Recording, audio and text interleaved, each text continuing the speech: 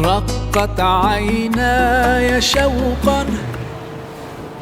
أعوذ بالله من الشيطان الرجيم. بسم الله الرحمن الرحيم. Assalamualaikum warahmatullahi wabarakatuh.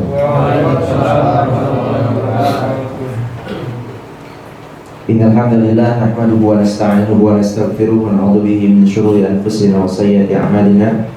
May yahdihillahu fala mudilla lahu wa may yudlilhu fala hadiya lahu.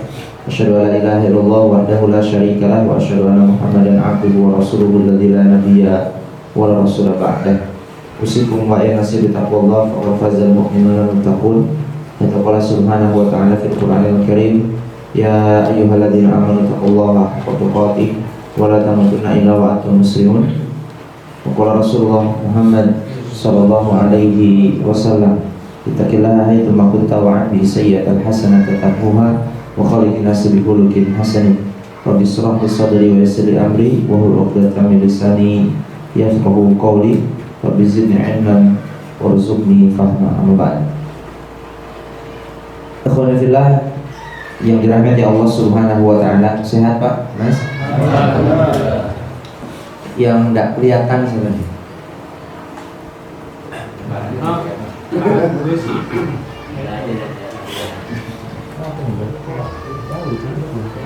Masih banyak Ya. Alhamdulillah, segala puji hanya milik Allah Subhanahu wa ta'ala. Pada kesempatan malam hari ini Allah memberikan kita kenikmatan yang luar biasa.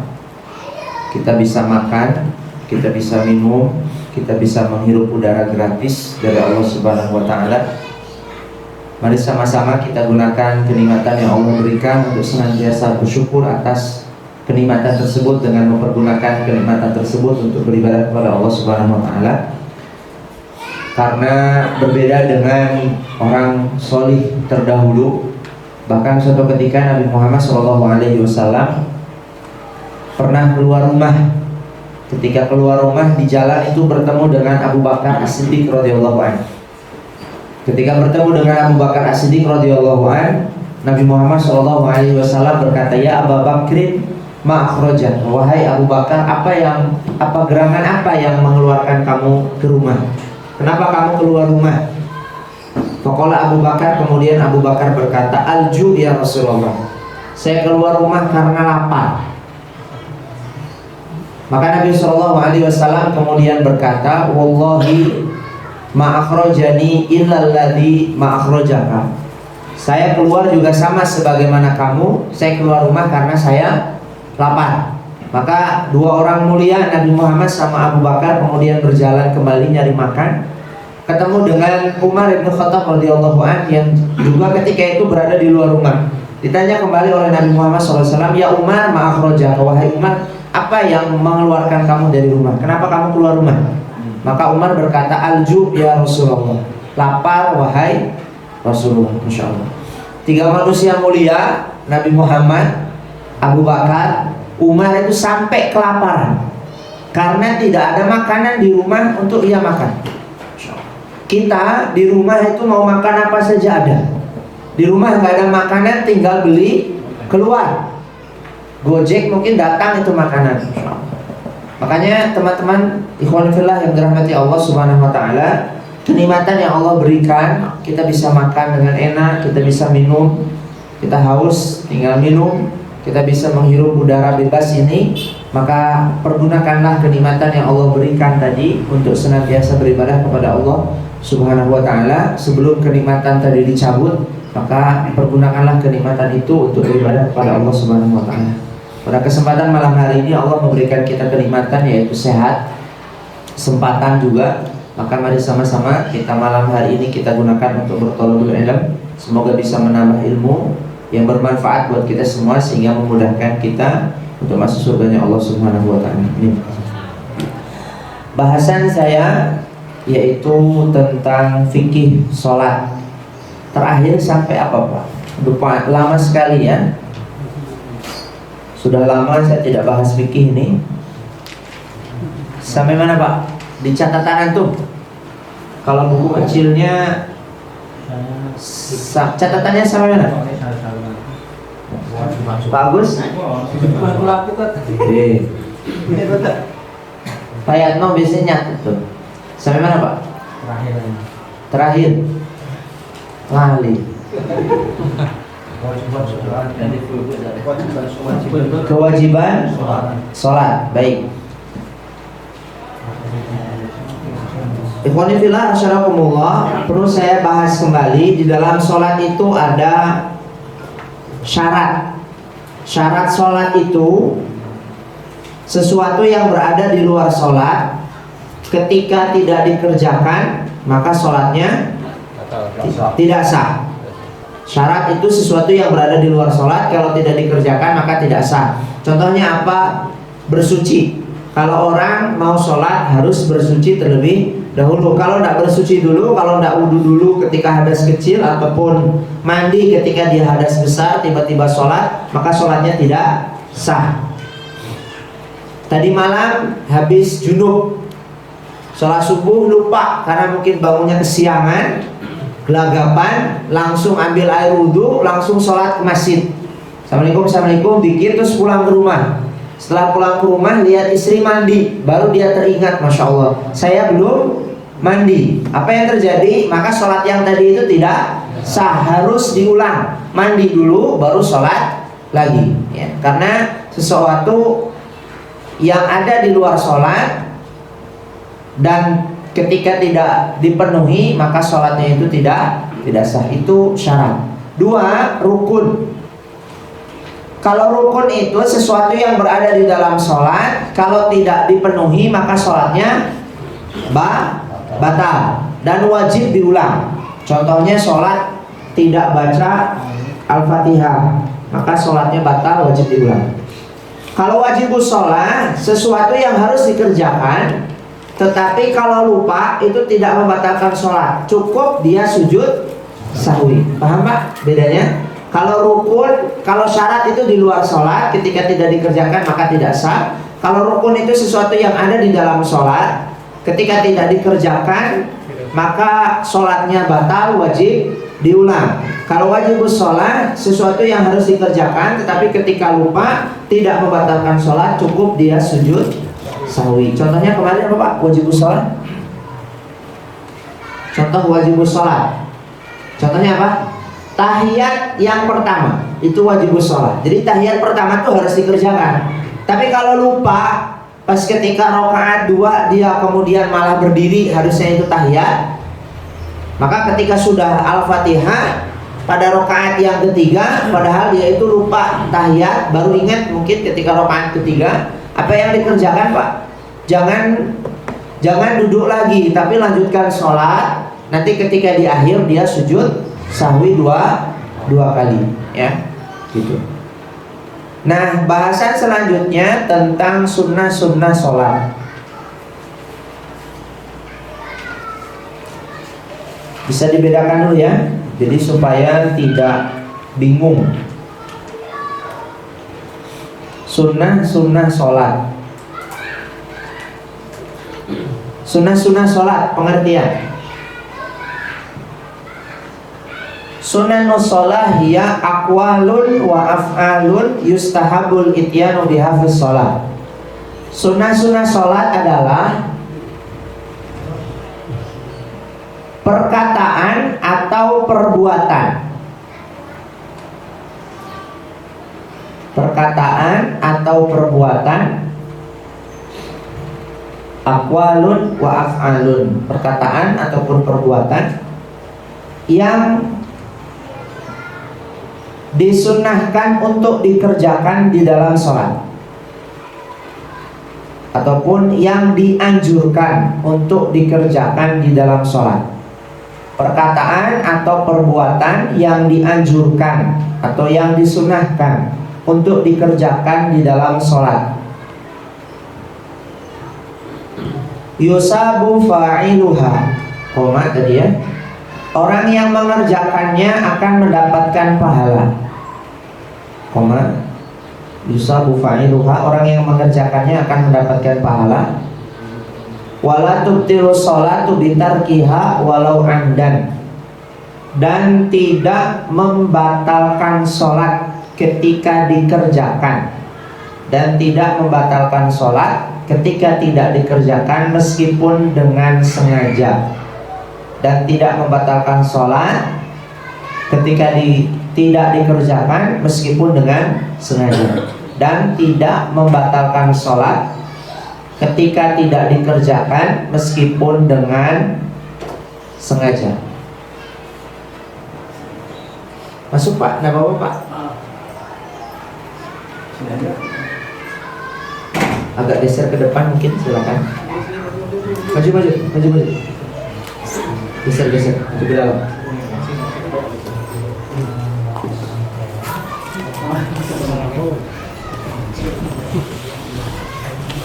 Dan tidak membatalkan sholat ketika tidak dikerjakan meskipun sengaja. Wala yushra'u bitarkiha bisujudi sahwi, dan bagi orang yang meninggalkannya tidak harus sujud sahwi, dan orang yang meninggalkannya dan orang yang tidak mengerjakannya tidak diharuskan untuk sujud sahwi. Sudah? Sunnah sholat adalah perkataan atau perbuatan yang dianjurkan untuk dikerjakan di dalam sholat. Orang yang mengerjakannya diberikan pahala, tidak membatalkan sholat ketika tidak dikerjakan meskipun sengaja, dan orang yang tidak mengerjakannya tidak diharuskan untuk sujud sahwi. Kalau wajib sholat tadi, kalau tidak tahiyat pertama berarti wajib sujud sahwi. Ada yang pendapat mengatakan sebelum salam, ada mengatakan pendapat itu sesudah salam. Nanti ada pembahasannya ya. Tapi kalau sunnah sholat itu sesuatu yang harus dikerjakan, dianjurkan. Bahkan orang yang mengerjakannya itu akan mendapatkan pahala, karena pahala itu terletak ketika seseorang mengerjakan sunnah sholat.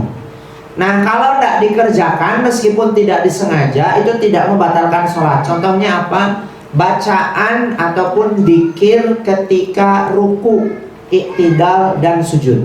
Subhana rabbiyal azim, sami Allahu liman hamidah, Rabbana walakal hamdu, kemudian subhana rabbiyal a'la. Bacaan tadi kalau tidak dikerjakan, kalau tidak dibaca ketika sholat, itu tidak membatalkan sholat. Bahkan tidak harus dia sujud sahwi. Cepat mungkin karena lagi posisi safar, ketika bis malamnya istirahat di restoran, dia mampir sholat, ternyata sudah ada pengumuman bisnya mau berangkat. Jadi cepat, ekspres mungkin daripada ketinggalan. Tidak apa-apa, tidak membaca dzikir ataupun doa ketika ruku, iktidal ataupun sujud, dan tidak harus dia di akhir itu sujud sahwi. Paham Pak? Perbedaan antara syarat, rukun, wajib sama sunnah sholat bisa dibedakan ya. Nah, sunnah sholat itu ada dua. Satu yang bersifat qauliyah, sifatnya itu ucapan. Sunnah qauliyah, sunnah-sunnah yang bersifat ucapan. Dua, fi'liyah, yang bersifat perbuatan. Jadi ada ucapan, ada perbuatan. Sunnah-sunnah sholat itu dibagi dua, ada ucapan, ada perbuatan. Yang pertama, sunnanul qauliyah, sunnah-sunnah yang bersifat ucapan. Yang pertama, al-qiraah ba'dal fatihah, membaca Al-Quran setelah surat Al-Fatihah. Yang pertama, yang sunnah-sunnah yang bersifat ucapan, membaca Al-Quran setelah membaca surat Al-Fatihah.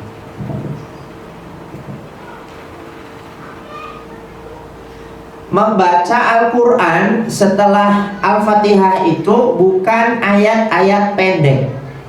Dulu saya belajar madrasah sampai mungkin di sekolah umum itu biasanya guru ngajarin setelah membaca Al-Fatihah itu membaca surat-surat pendek. Betul nggak Pak? Ya. Atau gitu nggak kalau belajar dulu? Ya. Makanya sampai sekarang itu masuk ke alam bawah sadar kita, Kalau habis baca Al-Fatihah itu surat pendek. Kulhu, Qul a'udzu birabbil falaq, Qul a'udzu birabbin nas. Nambah dikit grade-nya Inna Atoina Kuliah Ayyuhal Kafirun. Dia bola balik itu saja. Betul nggak Pak?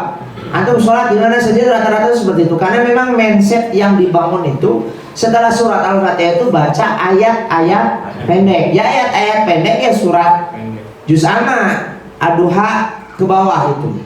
Ya. Makanya jamaah Allah Subhanahu wa taala sebenarnya kalau antum baca kitab fikih itu bukan membaca surat-surat pendek tetapi membaca ayat suci Al-Qur'an selain surat Al-Fatihah.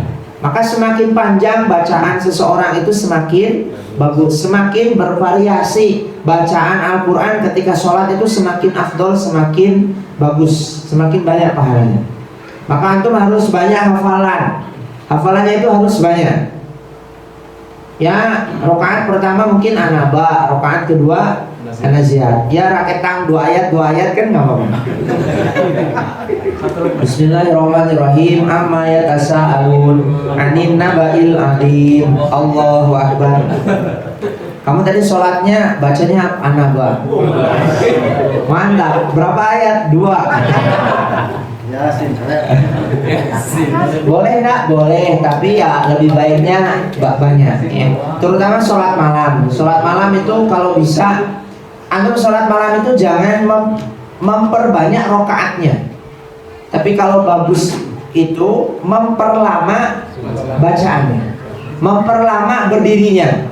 Kalau Nabi SAW itu pernah ditanya sholat yang paling afdol itu apa wahai Rasulullah? Nabi Muhammad SAW kemudian menjawab sholat yang paling lama berdirinya. Maksudnya apa? Bukan kemudian habis Fatihah baca kulhu diem aja 15 menit. Bukan seperti itu. Berarti setelah baca surat Al-Fatihah itu ayat yang dibaca setelah itu bacaannya panjang. Maka perbanyaklah kita di dalam menghafal ayat suci Al-Quran supaya ketika sholat itu sholat kita bervariasi. Kalau antum sholat sunnah boleh juga megang mushaf. Sholat sunnah saja ya. Ada sebagian pendapat kalau sholat wajib itu tidak boleh, harus hafal. Tapi kalau sholat sunnah baca mushaf tidak apa-apa, itu diperbolehkan. Tapi lebih enak itu hafal ya. Jamaah Allah Subhanahu wa taala, fatusannu qira'atu suratin fi raka'atainil awalain ba'dal Fatihah bi ijma'il ulama. Disunahkan untuk membaca ayat suci Al-Quran di rakaat yang ke-1 dan yang kedua setelah membaca surat Al-Fatihah. Dan tidak rakaat ketiga dan keempat itu mau baca silahkan, tapi tidak juga tidak apa-apa. Yang disunahkan itu cukup rakaat pertama dan kedua. Rakaat ketiga dan keempat cukup hanya membaca Al-Fatihah. Bisa dipahami Pak ya? Banyak sekali dalil-dalil dari Nabi Muhammad SAW yang menjelaskan bahwa Nabi Muhammad itu sangat panjang bacaan ketika dia imam.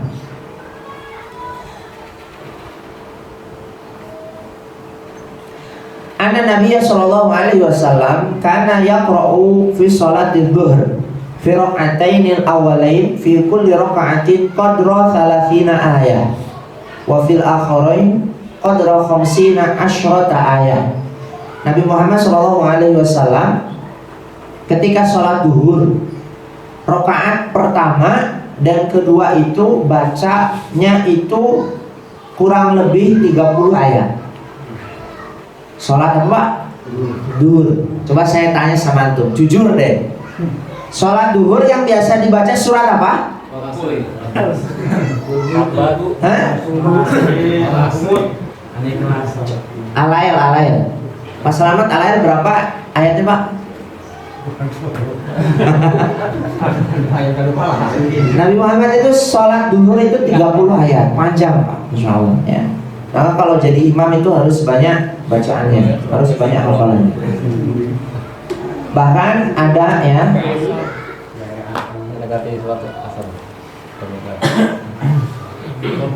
kalau sholat Jumat sunnahnya itu rakaat pertama sabihis, rakaat kedua hal ataka hadisul wasyiyah.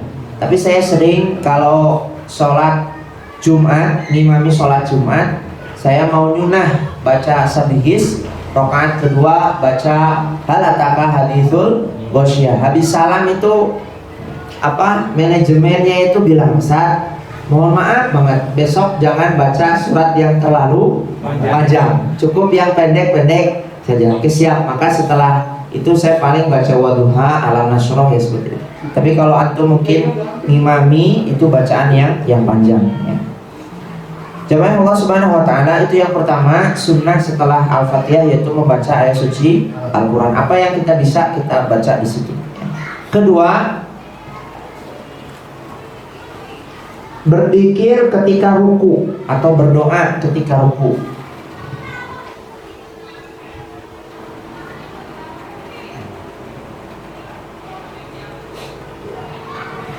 Gimana bacaannya Pak? Antum biasanya kalau ruku? Subhana rabbiyal azim, subhana rabbiyal azim, subhana rabbiyal azim. Ada riwayat yang mengatakan ditambah subhana rabbiyal azim wa bihamdi, subhana rabbiyal azim wa bihamdi, subhana rabbiyal azim wa bihamdi. Ada juga subhanakallahumma rabbana wa bihamdika allahumma firli. Apa yang kita baca, yang kita hafal, enggak apa-apa, silakan. Ada juga biasanya Allahumma Rabbana lakal hamdu mil'us samawat wa mil'ul ard sampai seterusnya. Jadi itu bacaan-bacaan di dalam ruku ya. Bebas yang kita hafal itu kita baca. Ketiga, doa ataupun berzikir ketika i'tidal setelah ruku.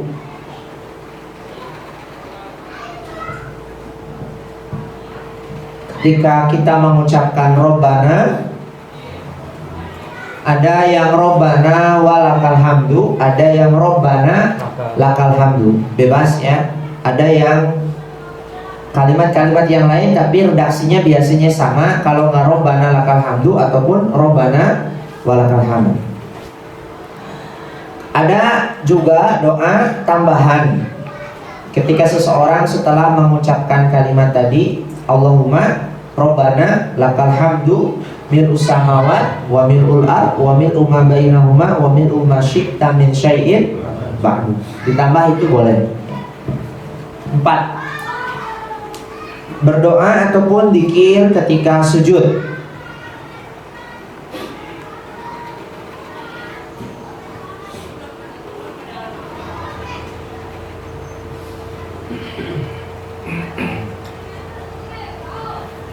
Subhana rabbiyal azim, subhana rabbiyal a'la, subhana rabbiyal a'la, subhana rabbiyal a'la, ataupun subhana rabbiyal a'la wa bihamdi, subhana rabbiyal a'la wa bihamdi, subhana rabbiyal a'la wa bihamdi. Boleh juga subhanakallahumma rabbana wa bihamdika allahumma firli. Ataupun sebagian juga ada yang subuhun qudus rabbul malaika waruh. Bebas ya, antum yang hafal dibaca. Dan juga perbanyaklah doa ketika sujud, karena tempat yang paling dekat antara seorang hamba dan Allah Subhanahu wa taala yaitu ketika sujud. Perbanyaklah doa ketika sujud, terutama sujud yang terakhir. Khusus sholat sendirian. Kalau sholat berjamaah, antum sebagai imam boleh antum doa di situ, tapi jangan terlalu lama karena kasihan makmumnya. Sujud sampai 3 menit itu kan apa itu? Malah dikira meninggal mungkin imamnya. Kalau antum sebagai makmum juga jangan terlalu lama. Kadang itu saya dapati, mungkin dia doa ketika sujud tapi imamnya itu sudah tahiyat. Imamnya sudah tahiyat, dia masih senang sujud, itu juga kurang bagus. Ya. Jadi kalau imam sudah Allahu Akbar, ya dia juga ikut Allahu Akbar. Jangan imamnya sudah tahiyat dia malah sibuk sujud. Kenapa? Karena afdolnya sholat jamaah itu membersamai gerakan imam. Sering antum dapetin Pak ya? Jadi sholat imamnya sudah tahiyat, dia masih sibuk sujud ya.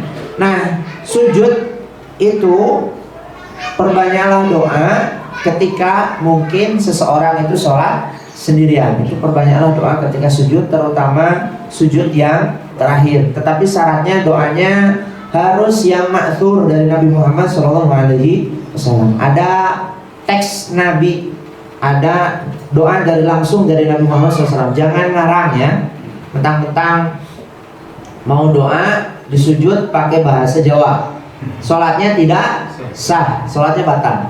Ataupun dengan bahasa Arab yang lain, itu sholatnya tidak sah, itu pun batal. Karena sholat itu harus sesuatu yang dicontohkan oleh Nabi Muhammad SAW. Apa Pak biasanya doa tuh kalau sujud itu? Saya biasanya minta 10 hal.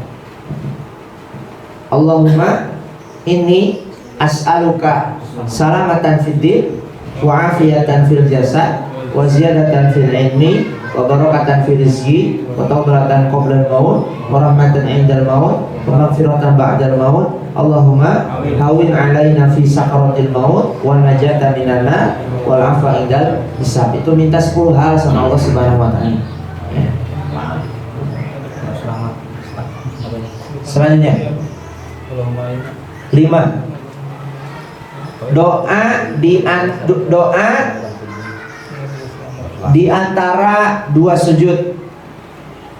Doa bainas sajdatain, berdoa di antara dua sujud. Ataupun ketika duduk di antara dua sujud dia juga berdoa. Ini sifatnya sunnah yang dianjurkan untuk dikerjakan. Coba Mas Arif, apa bunyinya Mas? Doa ketika dua sujud itu, duduk di antara dua sujud, doanya gimana? Waghfirli warhamni wajibni warfa'ni warzuqni wahdini wa'afini. Apa Pak? Coba Pak Yatma apa Pak?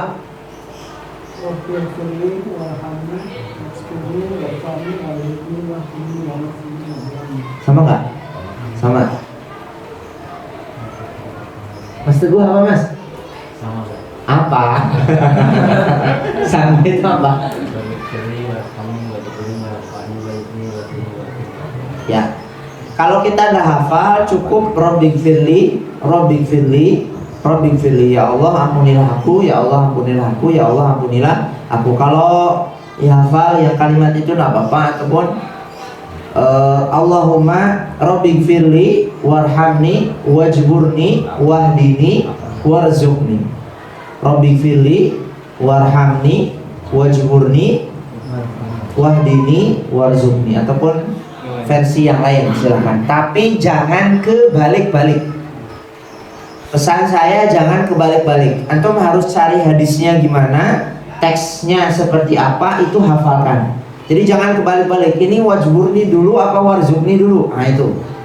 Jangan seperti itu. Harus sesuai dengan doa dari Nabi Muhammad SAW seperti apa. Kalau lagi bingung ya sudah cukup Rabbighfirli.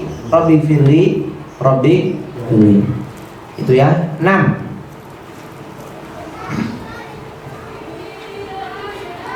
Bersolawat kepada Nabi di tasyahud awal dan tasyahud terakhir. Bersolawat kepada Nabi di tasyahud awal dan tasyahud akhir. Kalau bacaan tasyahud at-tahiyatulillah itu masuknya apa Pak? Masuknya apa? Wajibus shalah ya. Masuknya wajibus shalah. Rukun itu, kalau rukun itu tasyahud yang kedua. Tasyahud kedua itu wajib dibaca. Atau tasyahud yang terakhir itu wajib dibaca. Kalau tidak dibaca batal tuh sholatnya Pak. Harus dibaca tasyahud yang terakhir. Tapi kalau tasyahud pertama itu masuknya wajibus shalah. Jadi kalau lupa nggak apa-apa, tinggal di akhir dia sujud sahwi. Itu kalau tasyahud yang pertama. Tapi kalau sholawat itu sifatnya sunnah, jadi tidak membaca juga tidak apa-apa, tapi disunnahkan untuk dibaca. Bunyinya gimana Pak? Allahumma sholli ala Muhammad wa ala ali Muhammad kama shallaita ala Ibrahim wa ala ali Ibrahim innaka Hamidum Majid. Allahumma barik ala Muhammad wa ala ali Muhammad kama barakta ala Ibrahim wa ala ali Ibrahim innaka Hamidum Majid. Ada sebagian dari kaum muslimin yang mungkin pakai Sayyidina Allahumma sholli ala Sayyidina Muhammad wa ala ali Sayyidina Muhammad kama shallaita ala Sayyidina Ibrahim wa ala ali Sayyidina Ibrahim innaka Hamidum Majid. wa barik ala sayyidina Muhammad wa ala ali sayyidina Muhammad kama barakta ala sayyidina Ibrahim wa ala ali sayyidina Ibrahim innaka Hamidum Majid. Boleh enggak Ustaz? Boleh. Karena sebagian pendapat dari Syafi'iyah mengatakan sebagai bentuk penghormatan kepada Nabi Muhammad SAW menggunakan kalimat sayyidina. Jadi silakan, mau pakai boleh, mau enggak juga silakan. 7. Berdoa setelah tasyahud awal atau tasyahud akhir. Ad-du'a ba'da tasyahudil awal wal akhir. Berdoa setelah tasyahud awal dan tasyahud akhir.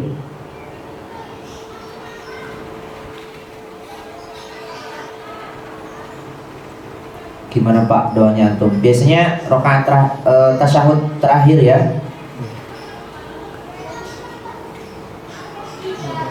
Nabi Muhammad SAW pernah bersabda, "Idza faragha ahadukum minat tasyahhudil akhir," kalau kalian sudah selesai membaca doa tasyahud akhir dan setelah membaca sholawat kepada Nabi Muhammad, falyata'awwad billah min arba', maka berlindunglah kepada Allah supaya dilindungi dari 4 hal.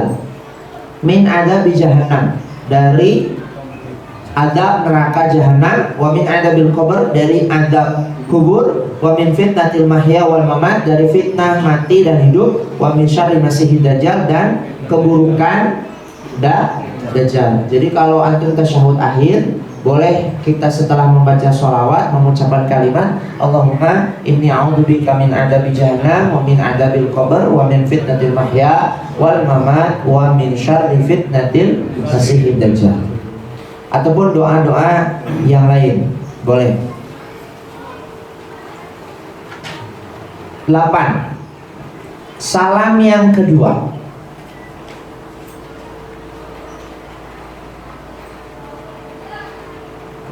Salam yang kedua itu sunnah. Jadi salam yang pertama ke kanan itu sifatnya rukun. Kalau orang tidak salam berarti dia sholatnya batal. Karena salam yang pertama ke kanan itu sifatnya sunnah, sifatnya rukun. Assalamualaikum warahmatullahi. Kalau yang ke kiri, salam yang kedua itu sifatnya sunnah. Jadi dikerjakan baik, tidak dikerjakan tidak mengapa. Makanya kalau antum masbuk, ketika imam sudah salam yang pertama Assalamualaikum warahmatullahi, atau langsung berdiri, sah tidak sholatnya? Sah, karena salam yang kedua itu sifatnya sunnah. Tetapi lebih baik setelah imam salam yang kedua baru kita berdiri, itu lebih baik. Ustaz, kalau imam salam, kita salamnya setelah imam salam pertama apa setelah imam salam yang kedua? Bareng apa setelah, Pak? Saya tanya dulu, bareng apa setelah? Tidak boleh mendahului gerakan imam. Assalamualaikum atau juga kemudian salam, itu nggak boleh, karena imam dulu baru makmum. Karena salam yang pertama itu sifatnya rukun. Saya kebanyakan kadang mendapati bareng sama imam, itu tidak boleh ya. Jadi ketika imam salam Assalamualaikum dia ikut salam, itu tidak boleh, karena imam itu didahulukan, makmum itu belakangan. Karena rukun di dalam sholat salah satunya itu salam yang pertama. Jadi imam udah salam yang pertama baru antum ikut. Itu cara yang pertama. Boleh juga setelah imam sudah salam yang kedua baru antum salam. Ingat-ingat Pak, jangan sampai mendahului gerakan imam, karena salam yang pertama itu rukun. Apalagi bareng juga nggak boleh. Setelah imam Assalamualaikum warahmatullahi, kemudian yang kedua Assalamualaikum warahmatullahi, nah baru antum kemudian nengok ke kanan Assalamualaikum warahmatullahi, ke kiri Assalamualaikum warahmatullahi. Bisa dipahami ya? Jangan sampai bareng. Kalau bareng itu tidak boleh ya. Apalagi sampai mendahului, itu nanti bisa membatalkan sholat. 9. Berzikir dan berdoa setelah sholat. Berzikir dan berdoa setelah sholat.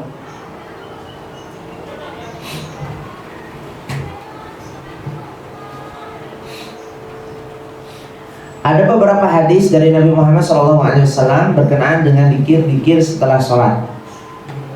Man sabbaha fi duburi kulli sholatin salatan wa salatin. Barang siapa yang bertasbih mengucapkan kalimat subhanallah setelah selesai sholat 33 kali, wa hamidallah salatan wa salatin, dan bertahmid kepada Allah dengan mengucapkan alhamdulillah 33 kali, wa kabbarallaha salatan wa salatin, dan bertakbir Allahu akbar 33 kali, fatil katis'un wa tis'un. Jumlahnya berapa Pak? 33 tambah 33 tambah 33 99. Itu jumlahnya ada 99. Pokoknya tamam ma'al mi'ah, dan lengkapilah satu kali supaya genap 100 dengan kalimat la ilaha illallah, la ilaha illallah wahdahu la syarikalah, lahul mulku wa lahul hamdu wa huwa ala kulli syai'in qadir. Barang siapa yang setelah sholat bertasbih 33, bertahmid 33, bertakbir 33 kali, dan dilengkapi supaya genap 100 dengan kalimat la ilaha illallah wahdahu la syarikalah, lahul mulku wa lahul hamdu wa huwa ala kulli syai'in qadir. Apa pahala dari Nabi Muhammad SAW? Kufirat khotoyahu wa ikanat mithla zabadil bahri. Dosa-dosanya akan diampuni oleh Allah Subhanahu wa taala meskipun sebanyak buih-buih di lautan. Itu pahalanya banyak, Pak. Jadi kalau habis sholat itu duduk dulu sebentar, jangan habis salam Allahumma lantas jalan. Duduk dulu seminimal-minimal tadi tasbih 33, takbir tahmid 33, takbir 33, sama la ilaha illallah wahdahu la syarikalah sampai akhir. Itu pahalanya luar biasa. Dosanya akan diampuni Allah meskipun sebanyak buih-buih di lautan. Banyak juga doa yang lain ya. Apa Pak? La ilaha illallah wahdahu la syarikalah, lahul mulku wa lahul hamdu wa huwa ala kulli syai'in qadir. Allahumma la mani'a lima a'taita wa la mu'tiya lima mana'ta wa la yanfa'u dzal jaddi minkal jadd. Itu hafal, udah hafal belum Pak? Belum. Di hari tisam paling apa bahasanya? Sayyidul istighfar boleh. Apa itu doa-doa yang lain ya? Antum bebas ya sebenarnya. Jadi zikir itu tidak harus plek dari awal sampai akhir harus gitu, enggak ya. Tidak ada satupun hadis dari Nabi Muhammad SAW yang menjelaskan urut-urutan zikir setelah sholat. Seulang. Tidak ada hadis dari Nabi Muhammad SAW yang menjelaskan urut-urutan zikir setelah sholat. Jadi pertama tuh harus Al-Fatihah dulu, pertama tuh harus istighfar dulu, itu tidak ada.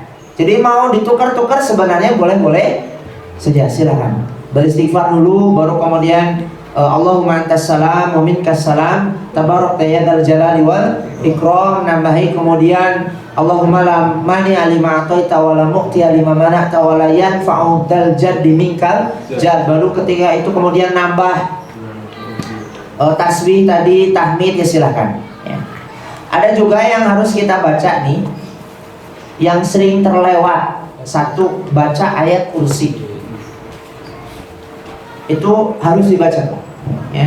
Saya sering baca itu ya, karena ada hadis dari Nabi Muhammad SAW, man qara'a ayatal kursi dubura kulli sholatin maktubah. Barang siapa yang membaca ayat kursi setelah sholat 5 waktu, lam yahlul bainahu wa baina dukhulil jannah illal maut. Karena orang yang membaca ayat kursi setelah dia sholat 5 waktu, tidak ada yang menghalangi dia dan masuk ke dalam surga kecuali kematian. Jadi balasannya apa Pak? Surga. Jadi sebenarnya masuk surga itu gampang, ringan Pak, ringan. Tetapi kadang kebanyakan manusia itu lupa baca ayat kursi setelah sholat. Coba saya tanya, jujur aja, yang rutin, yang tidak rutin, yang tidak rutin baca ayat kursi setelah sholat tuh. Yang nggak rutin, kadang bolong-bolong atau belum pernah sama sekali. Ya, baca itu Pak, baca, penting. Karena tidak ada yang menghalangi dia dan masuk ke dalam surga kecuali kematian. Maknanya apa? Kalau orang melazimi itu dari mulai dia balik sampai meninggal dunia, kemudian dia mati, itu sudah dijamin masuk ke dalam surga. Itu luar biasa Pak, ringan. La ilaha, gimana punya ayat khusus? Allahu la ilaha illa wal hayyul qayyum la ta'khudhuhu sinatun wa la nawm lahu ma fis samawati wa ma fil ard man dzal ladzi yashfa'u 'indahu illa bi idzni ya'lamu ma bayna aydihim wa ma khalfahum wa la yuhituna bi syai'in min 'ilmihi illa bima syaa wa wasi'a kursiyyuhu samawati wal ard wa la ya'uduhu hifdzuhuma wa huwal. Udah cukup sampai di situ. Nggak ada 5 menit baca. Tapi itu pahalanya tuh sudah asal betul-betul dari dalam hati yang paling dalam ya. Boleh juga baca muawidatain ya, qul a'udzu birabbil falaq, qul a'udzu birabbin nas, ataupun dikir-dikir yang lain. Plus tambah doa-doa yang lain yang maksur dari Nabi Muhammad SAW ataupun yang tidak maksur, asal kita berdoa kepada Allah, insya Allah Allah mendengar. Coba saya mau tanya Pak, harus beda semua. Pak Taji, doanya apa Pak kalau setelah sholat? Setelah sholat saya istighfar 3 kali. Enggak, iya itu ya. Doa. Kan biasanya kalau istighfar, tasbih, setelah baca ayat kursi baru kan kemudian berdoa itu sama Allah Subhanahu wa taala. Karena ayu doa yang asma wahai Rasulullah, doa yang paling didengar Allah itu kapan? Ketika setelah melaksanakan sholat. Ada yang mengatakan mentafsirkan fikul lidurikul sholawat, setiap di akhir sholat. Ada yang mentafsirkan itu akhir sholat itu kapan? Tahiyat akhir. Maka kan kalau tahiyat akhir kan biasanya ditambah doa tadi, Allahumma inni a'udzubika min adzabi jahannam wa min adzabil qabr wa min fitnatil mahya wal mamat wa min syarri fitnatil masiihid dajjal. Ada yang mengatakan akhir sholat itu kapan? Tahiyat. Ada yang mengatakan juga akhir sholat itu kapan? Ya setelah salam. Jadi dua-duanya dipakai. Nah Bapak itu lebih bagus ya. Apa Pak? Fatiji, doa antum setelah sholat satu aja. Robi habli. Oh cukup. Pak Prapto apa Pak? Nggak boleh sama. Robi firli wali walidaya warhamhuma kama rabbayani shaghira. Bari ya Pak. Daripada terakhir ya.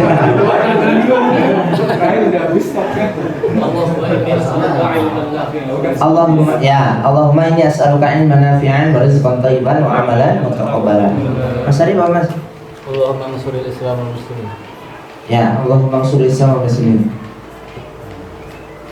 Mas Gandhi apa Mas? Ya, alhamdulillah. Mas Teguh, Mas Teguh udah kan? Bagus apa Pak? Allahumma arinal haqqa warzuqna ittiba'ah. Ya, Allahumma arinal haqqa warzuqna ittiba'ah wa arinal batila warzuqna ijtinabah. Yang lain? Mas Roni apa Mas? Apa? Sama itu apa? Robbana atina fid dunya hasanah wa fil akhirati hasanah wa qina adzabannar.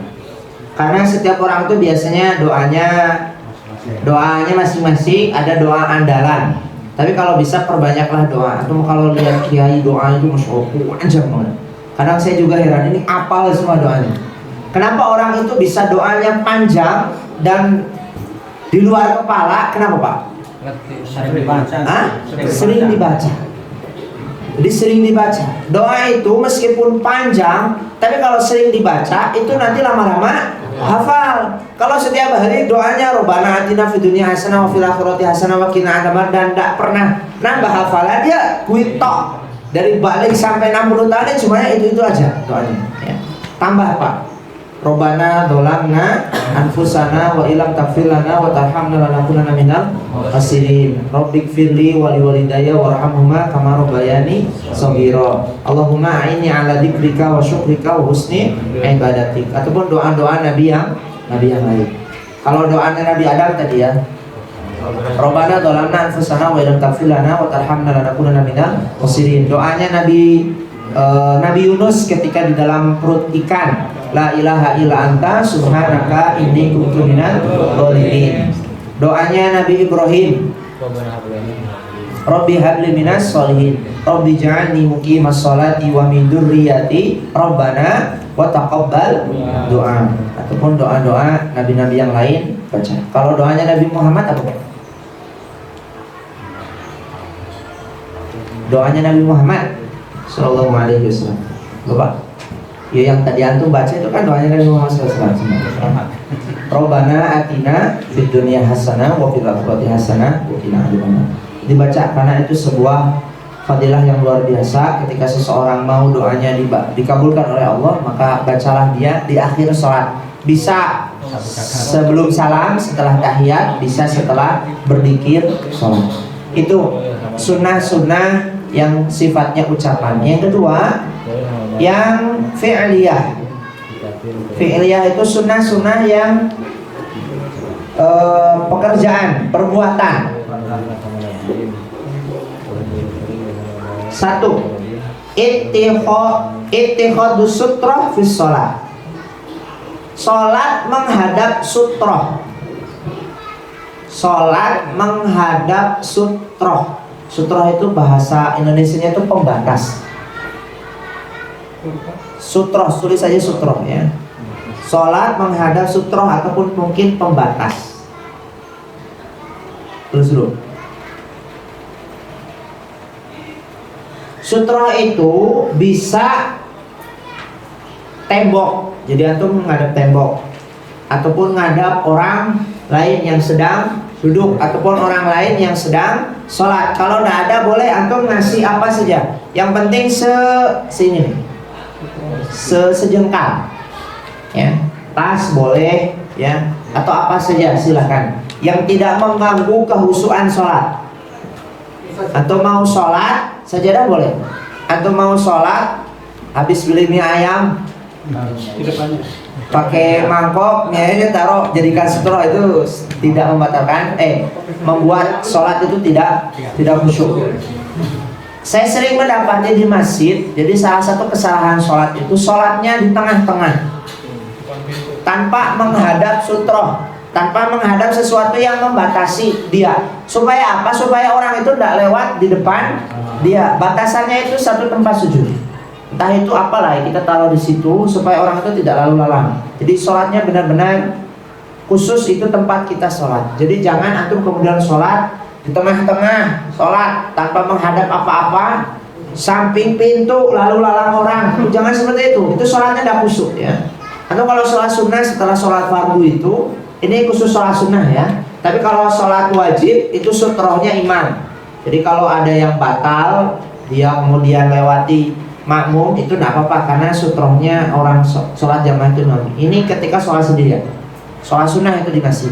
Banyak nggak antum dapat pak sholat sunnah di tengah masjid sendirian? Ya, itu tidak diperbolehkan oleh Nabi Muhammad SAW.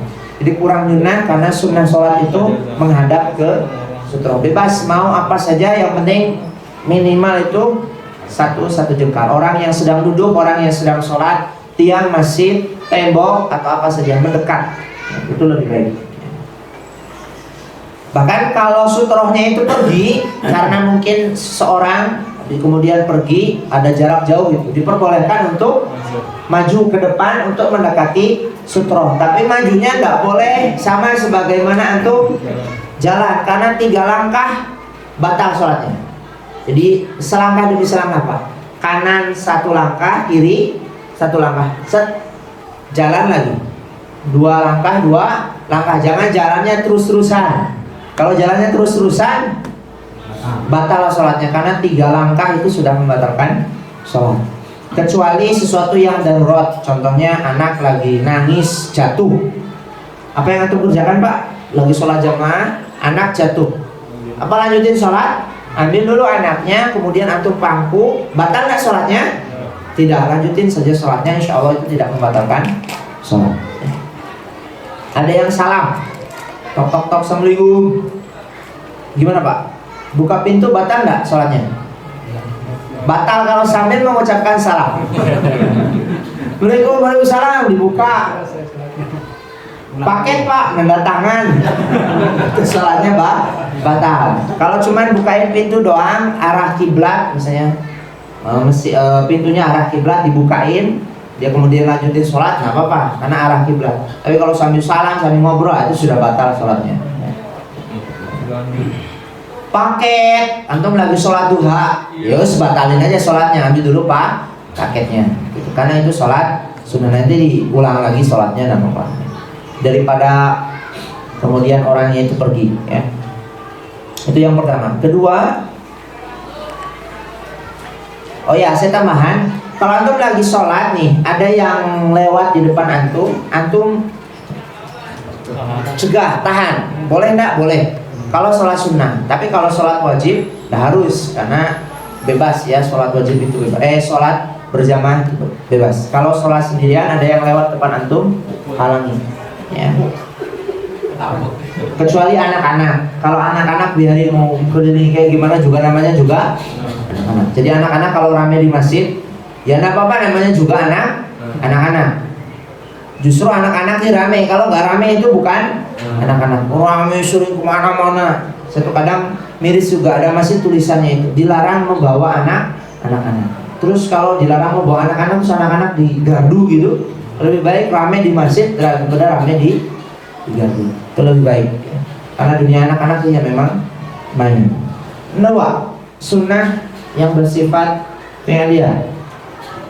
Raf'ul yadain inda takbiratul ihram wa inda ruku' wa inda raf'in min wa inda al-qiyam min at-tasyahhudil awal wa kadha inda kulli raf'in wa khafdin.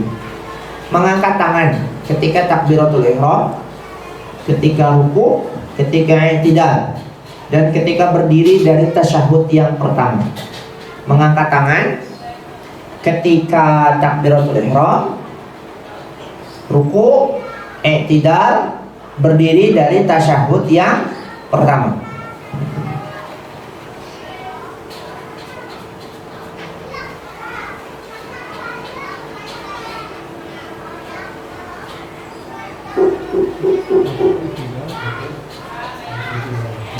Mengangkat tangan ketika takbiratul ihram, ruku', i'tidal, dan berdiri dari rakaat yang berdiri dari tasyahud yang pertama. Sudah biasa kita kerjakan ya.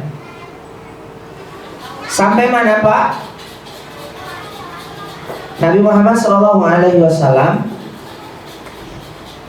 idza sajada wa idza rafa'a ra'sahu minas sujud hatta yuhadi bihima furu'an udunain. Salah satu contoh dari Nabi Muhammad SAW, kalau ngangkat tangan itu sejajar dengan telinga.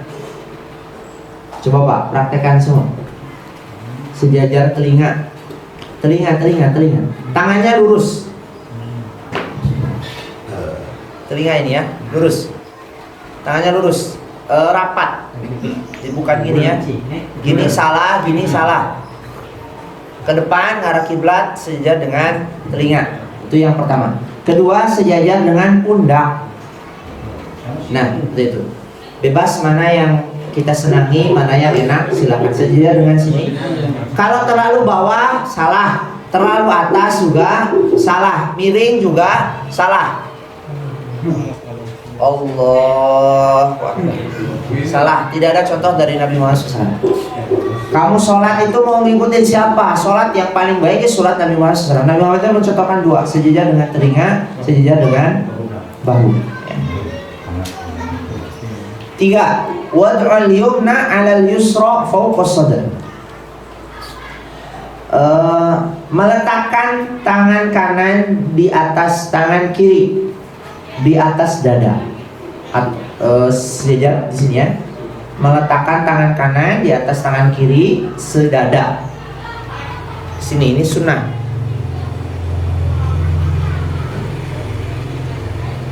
Sholaitu ma'a Rasulillah sallallahu alaihi wasallam wa wada'a yadahu al-yumna 'ala yadahu al-yusra 'ala sadrihi. Aku sholat bersama Nabi Muhammad SAW dan aku melihat Nabi Muhammad itu meletakkan tangan kanannya di atas tangan kirinya di dadanya. Caranya bagaimana? Ada tiga banyak hadisnya, tapi seminimal-minimalnya itu tiga. Meletakkan lengan kanan di atas lengan kiri. Coba Pak, di dada. Lengan kanan di atas lengan kiri. Gini. Meletakkan, nempel. Letak itu kan ditempel. Nah, sholat Allahu Akbar tetap jangan kanan dulu kan. Saya pernah dapat itu Allah set Gini. Alasannya kan mendahulukan tangan yang kanan. Itu angel no, ya tetap kayak gini aja biasa. Allah Akbar. Biasa saja. Meletakkan tangan lengan kanan di atas lengan kiri di dada. Pernah tuh dapet ya ada sholat kayak gini? Nah ya, itu yang pertama. Kedua, memegang pergelangan lengan kiri. Tangan kanan memegang pergelangan tangan kiri. Gini. Ada hadisnya yang panjang gini. Ketiga, meletakkan tangan kanan di pergelangan tangan kiri. Cuman diletakkan, bukan dipegang. Ditaruh doang. Cukup gini. Saya biasanya senangnya gini. Kenapa? Karena enak. Kalau gini tuh biasanya ganggu orang. Terlalu sempit, kasihan. Kalau gini lebih nyaman. Kalau gini ada contohnya? Nggak ada. Apalagi gini. Kalau pendapat Malikiyah itu tidak ada sedekap di dalam sholat. Pendapat Malikiyah itu tidak ada sedekap di dalam sholat. Jadi lurus saja. Antum kalau ke Maroko itu sholatnya kayak gini. Allahu Akbar. Kalau yang pernah ke Mekah itu pernah dapat nih. Allahu Akbar. Pernah Pak? Tadi ada yang kayak gitu? Ya. Itu Malikiyah. Jadi tidak bersedekap di dalam sholat itu tidak apa-apa, silakan. Tapi saya belum pernah dapati kalau sholat itu posisinya kayak gini. Nah itu kan ada banyak. Hah? Saya tuh bingung itu alasannya apa? Hadisnya mana? Itu sholat kok kayak gini. Alasannya lagi main. Hati katanya. Hah? Hati. Apa? Hati. Hati apa? Dia Tuhan ada di hati itu. Pas di hati katanya. Pas di hati. Emang Nabi nggak di hati? Loh Nabi saja orang yang paling mulia sholatnya kayak gini. Coba saya tanya sama antum, orang yang paling mulia itu siapa? Orang yang dijamin masuk surga itu siapa? Rasulullah. Rasulullah itu sholatnya kayak gini, ngapain kita harus kayak gini? Gitu. Ya. Gitu. Itu yang nomor 3 ya. Tapi kalau itu kayaknya malah angel, malah susah kata saya kalau sholatnya kayak gini ya. Ganggu orang. Hah? Ganggu orang. Itu yang ketiga ya. Yang keempat, another mahal sujud, melihat tempat sujud. Melihat tempat sujud. Melihat tempat sujud. Jadi jangan matanya ngawang-ngawang kemana-mana, sholatnya ke depan. Saya kadang masih mendapati juga. Saya bukan berarti mengorek kejelekan orang, tidak. Supaya sholat kita itu benar. Sholu kama ra'aitumuni usolli, sholatlah kalian sebagaimana saya sholat, kata Nabi Muhammad SAW. Karena kalau sholatnya tidak sesuai dengan Nabi, ya sholatnya itu tidak sah, tidak diterima oleh Allah Subhanahu Wa Taala. Jadi menghadapnya ke depan, ke atas, melilak-melilih gitu, tidak culek gitu matanya. Ke bawah, kalau menusuk tuh ke bawah. Tidak usah ditutup matanya, dibuka saja. Kecuali di depannya ada sesuatu yang mengganggu kekhusyuan sholat, dibuka, lanjutkan. Itu susah itu kalau sholat khusyuk seperti itu. Ya sudah ditutup saja, tidak apa-apa ya. Itu nomor 4. 5. Istiwa'ud dhahar fil ruku' wa adami raf'ir ra's.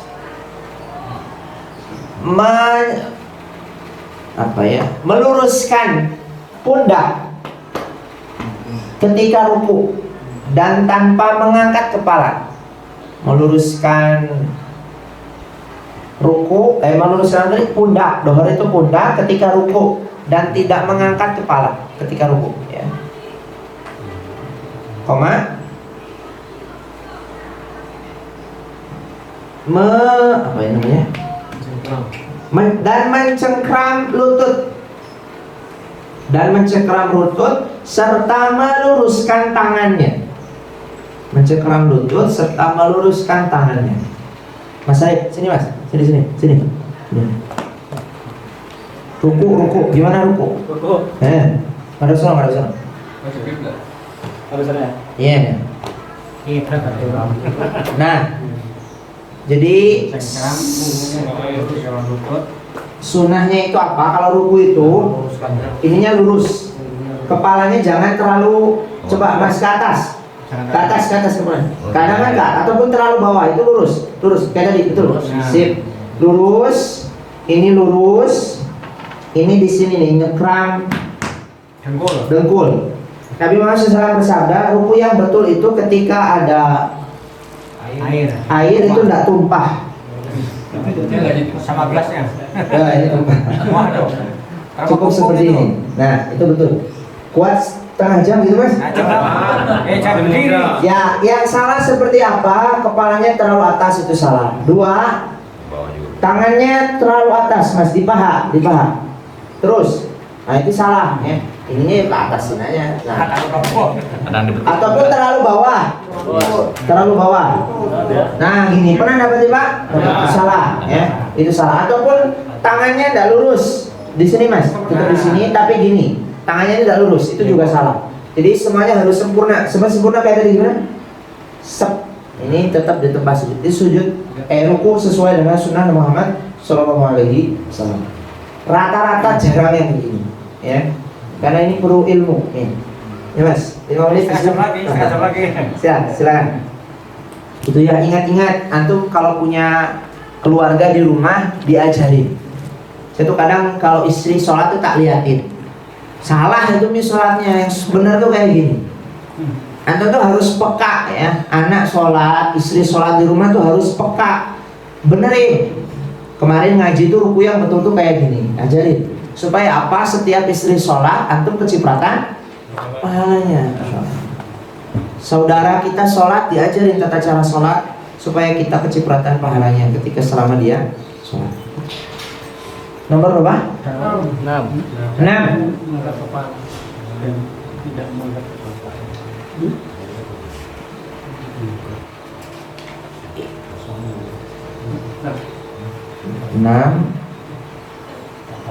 Saya jangan terus dulu ya. Ini ada perbedaan pendapat di kalangan para ulama ya.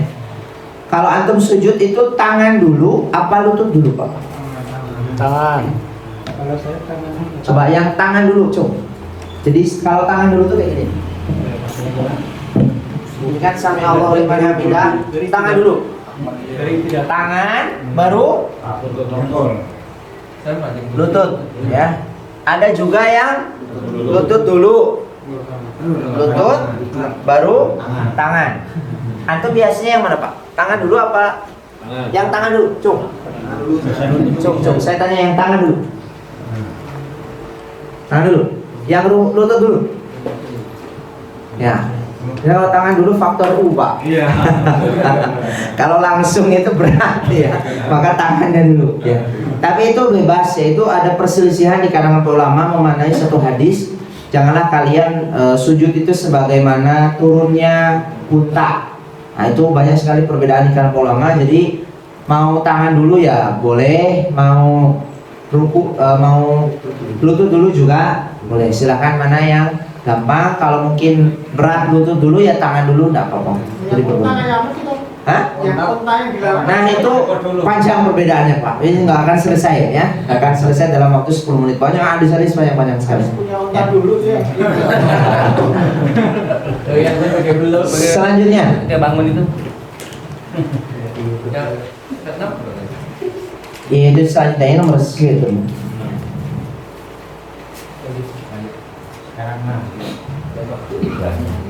Yang namanya kan di sini Iftirash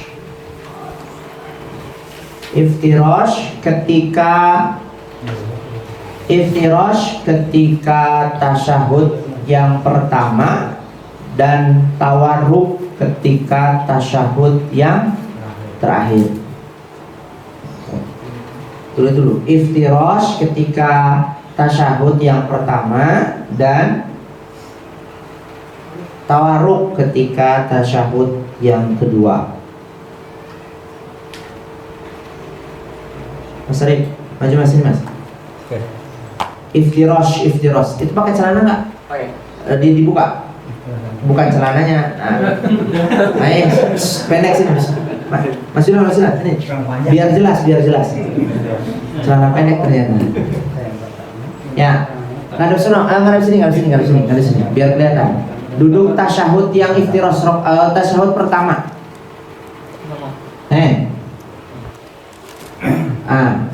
Maju sini mas, maju. Ya, tasawuf yang pertama. Saya koreksi ya. 1, tangannya lurus. Sini. Set. Nah ya, boleh megang ini nggak apa-apa. 2, ininya tegak mas. Bisa nggak? Nah, tegak ya, tegak. Itu iftirosh namanya. Kalau tasyahud yang pertama. Kalau tawaruk itu kaki yang kiri itu dikeluarin. Nah, itu tahiyat akhir ya. Sunnahnya gitu. Kalau tasyahud pertama iftirosh, kalau tasyahud terakhir itu tawaruk. Nah, ada perbedaan pendapat di kalangan para ulama. Ustaz, kalau sholat yang 2 rakaat itu tasyahudnya itu iftirosh apa tawaruk? Sholat subuh itu kan 2 rakaat Pak. Iftirosh apa tawaruk? Ada yang mengatakan kalau Hambali itu iftirosh Pak. Iftirosh itu jadi tetap sholat subuh atau sholat yang 2 rakaat, mungkin sholat tarawih yang 2 rakaat itu dia duduknya iftirosh. Tapi ada juga yang mengatakan tawaruk karena enak nyamannya seseorang tasyahud itu kalau di akhir itu ya duduk sebagaimana duduknya tawaruk, jadi nyaman. Kalau antum masbuk sudah pernah saya sampaikan ya. Kalau masbuk imam tasyahud yang akhir, antum tasyahud yang pertama. Kalau bisa antum tetap iftirosh Pak. Kalau imam itu kan tawaruk karena rakaat terakhir. Kalau antum rakaat kedua, karena mungkin masbuk 2 rakaat, antum kan berarti tasyahud yang pertama itu iftirosh saja. Supaya apa? Ketika imam salam antum tidak ikut salam. Benar apa? Karena kalau kondisi kayak gini, apalagi melamun gitu. Warahmatullah, antum perlu salam. Oh iya. Pernah nggak sesuatu itu Pak? Maka kalau supaya kita tidak lupa, ketika kita masbuk, imam tahiyat yang terakhir, kita tahiyat yang pertama, kita iftirosh saja supaya memudahkan untuk kembali berdiri. Karena kalau sudah gini tuh bawaannya pengen salam. Ya, pengen salam. Saya pernah itu kasus juga lupa ya. Lupa 1 rakaat, ya, imam salam ikut salam. Saya ingat setengah jam kemudian. Astagfirullahaladzim. Saya tambahin 1 rakaat karena lupa. Makanya setelah itu dulu saya madhabnya ngikuti imam. Ada kan madhab ngikuti imam. Jadi imam tawaruk ya kita tawaruk. Tapi setelah saya kasus gitu madhab saya berubah. Madhabnya tetap sesuai dengan rakaat yang sudah kita kerjakan. Paham Pak ya? Terus selanjutnya silakan Mas.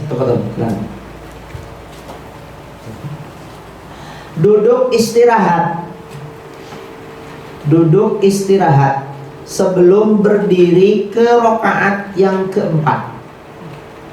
Sebelum berdiri ke rakaat yang kedua atau rakaat yang keempat. Duduk istirahat sebelum berdiri ke rakaat kedua atau yang rakaat yang keempat. Duduk istirahat sebelum berdiri ke rakaat kedua atau rakaat keempat.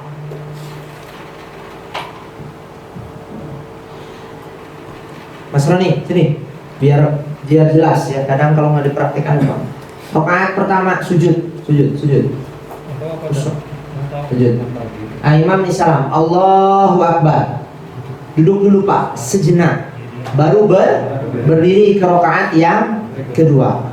Jadi jangan langsung. Kalau langsung gimana Mas? Allahu Akbar. Nah itu kurang bagus. Karena sunnahnya itu istirahat dulu sejenak. Tapi jangan lama-lama, sejenak saja. Baru berdiri ke rakaat kedua atau rakaat yang keempat. Paham ya? Ya, cukup.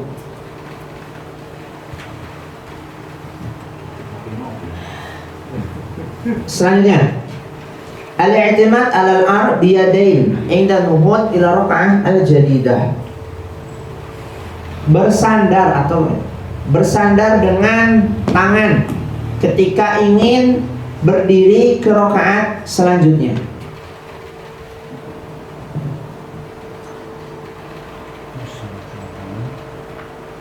Ya bersandar aja enggak apa-apa tulisnya. Jadi antum kalau habis tahiyat atau mau jadi apa? Bertumpu bahasanya bagus. Bertumpu dengan tangan ketika hendak berdiri. Jadi pakai tangan supaya kuat ya. Jatuh kalau enggak.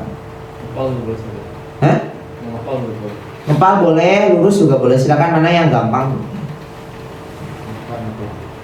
Terus Pak, selanjutnya banyak ya. Terus berisyarat dengan tangan ketika tasyahud akhir. Terakhir tadi ya. Berisyarat dengan tangan ketika tasyahud akhir. Isyaratnya bagaimana? Ya lurus saja. Ada yang menggoyang-goyangkan, tapi tidak boleh. Anak pernah nanya sama Syekh itu. Jadi isyarat bagaimana sih cara isyarat dengan telunjuk ketika tahiyat akhir itu atau tahiyat yang pertama atau yang akhir itu? Cara yang pertama lurus Pak, mandek, jadi tidak goyang sama sekali, lurus. Yang kedua bisa digerakkan, tapi gerakannya itu bukan naik turun, tapi tetap ke kiblat. Bedakan antara gini sama naik turun. Pernah itu dapat? Ini mah bukan isyarat, tapi ini mah naik turun. Kata saya itu ini namanya naik turun. Kalau isyarat itu lurus, digoyain dikit-dikit. Nah gitu. Jadi jangan naik turun. Kalau diputer gitu. Karena membahayakan dan mengganggu kehusuan orang lain sholat. Saya itu kalau sholat di rumah ya, sholat sunnah biasanya. Kalau sholat sunnah itu biasanya si Hisam itu dekat saya Pak. Kalau saya lagi tahiyat itu telunjuk saya tuh kayak gini, dia mesti lari itu deketin saya. Apa? Megang tangan saya. Megang tangannya. Ya, insyaallah. Karena mungkin kok telunjuknya gini-gini. Atau jangan seperti itu. Kalau nanti terlalu bertingkah ya, diputer apa mau naik turun itu nanti mengganggu kehusuan. Cukup lurus saja, kalau nggak digerakin dikit-dikit, tetapi tetap tangannya menuju ke arah kiblat. Wallahu a'lam bishawab. Itu saja mungkin yang bisa kami sampaikan. Semoga bermanfaat. Ada pertanyaan nggak? ذرفت عشقا فأتيت إلى حبيبي